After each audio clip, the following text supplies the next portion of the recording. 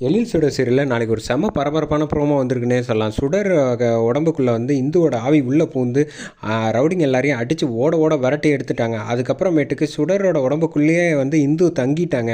அதுக்கப்புறம் பசங்க கூட விளாண்டுட்டு அப்புறம் எழில் பக்கத்தில் போய் இப்போ ரூமில் படுத்து தூங்கிட்டாங்கன்னே சொல்லலாம். வேறு லெவலில் இருந்துச்சுன்னே சொல்லலாம். மிஸ் பண்ணாமல் ஃபுல் வீடியோ கேளுங்க.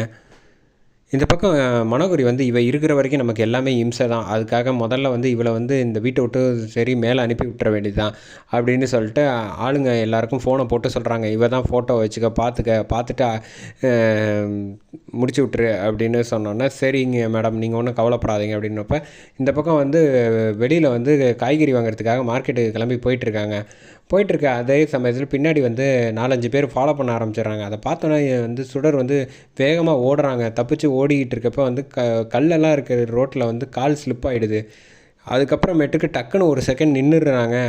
என்ன ஓட முடியலன்னு நின்றுட்டியா, நின்னா மட்டும் உன்னை விட்டுருவோமா என்ன அப்படின்னு கேட்குறப்ப பார்த்தா அங்கே இந்துவோட ஆவி வந்து சட்டுன்னு வந்து நிற்கிறாங்க. நின்னதுக்கு மட்டும் இல்லாமல் சுடரோட உடம்புக்குள்ளே வந்து பூந்துட்டாங்கன்னே சொல்லலாம். திரும்பி பார்த்துட்டு தலைமுடியெல்லாம் காற்றுல செம்மையாக பறகுது. செம மாசாக இருந்துச்சுன்னே சொல்லலாம். சுடர் வந்து எல்லாரையும் அடி வெளுன்னு எடுத்துடுறாங்க.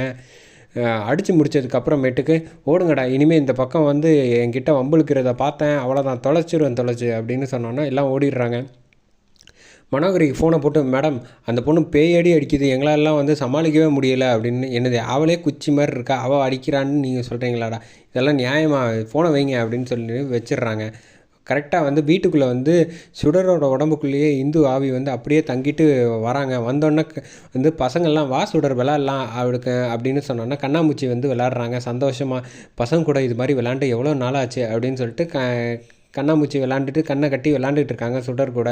விளாண்டு முடிச்சு எல்லோரும் பசங்க எல்லாம் படுத்து தூங்கிடுறாங்க. கொஞ்ச நேரம் வந்து பசங்க கூடவே இருந்து படுத்து தூங்க வச்சுட்டு தாலாட்டு பாடுவோம் அப்படின்னு சொல்லிட்டு பாடுறாங்க. காவியா பக்கத்தில் வந்து தலையை தடவி கொடுத்துட்ருக்காங்க நம்ம சுடர். சரி இவரையே பசங்க எல்லோரும் தூங்க வச்சாச்சு, நம்ம போய் அவர் என்ன பண்ணுறாருன்னு போய் பார்ப்போம் அப்படின்னு சொல்லிட்டு இந்து வந்து அவங்க வந்து சுடர் உடம்புக்குள்ளே இருக்கிறதே வந்து மறந்துட்டு போய் வந்து எழில் பக்கத்தில் வந்து கையை பிடிச்சிட்டு வந்து தூங்கிடுறாங்க. சுடர் உங்கள் கூட இந்த மாதிரி தூங்கி எத்தனை நாள் ஆச்சு அப்படின்னு சொல்லி ஃபீல் பண்ணிக்கிட்டு இருக்காங்க. அந்த சமயத்தில் விடிஞ்சதுக்கப்புறம் பார்த்தா அப்போ தான் வந்து சுடருக்கு வந்து நினைவெல்லாம் வருது. என்ன ரோட்டில் நடந்து போயிட்டு இருந்தோம், பார்த்தா எழில் சார் பக்கத்தில் கையை பிடிச்சி படுத்துக்கிட்டு இருக்கோன்னு வேன்னு கத்துறாங்க. அதை பார்த்துட்டு எழில் வந்து கத்துறாங்க, நீ எப்படி இங்கே வந்து படுத்துட்ருக்க? அதைத்தான் சார் கேட்குறேன், எனக்கு நான் மார்க்கெட்டுக்கு போனதுக்கப்புறம் என்ன நடந்துச்சுன்னு ஒன்றுமே புரியலை. பார்த்தா நீங்கள் விளாடாதீங்க சார், நீங்கள் தான் ஏதாவது என்னை தூக்கிக்கிட்டு வந்து இங்கே வந்து படுக்க வச்சிங்களா அப்படின்னு கேட்டேன்னா பிச்சிடுவேன் பிச்சு, என்ன நினச்சிக்கிட்டு இருக்க, நான் ஏன் ஒன்று அழைச்சிட்டு இங்கே வர போகிறேன் அப்படின்னு சொல்கிறாங்க.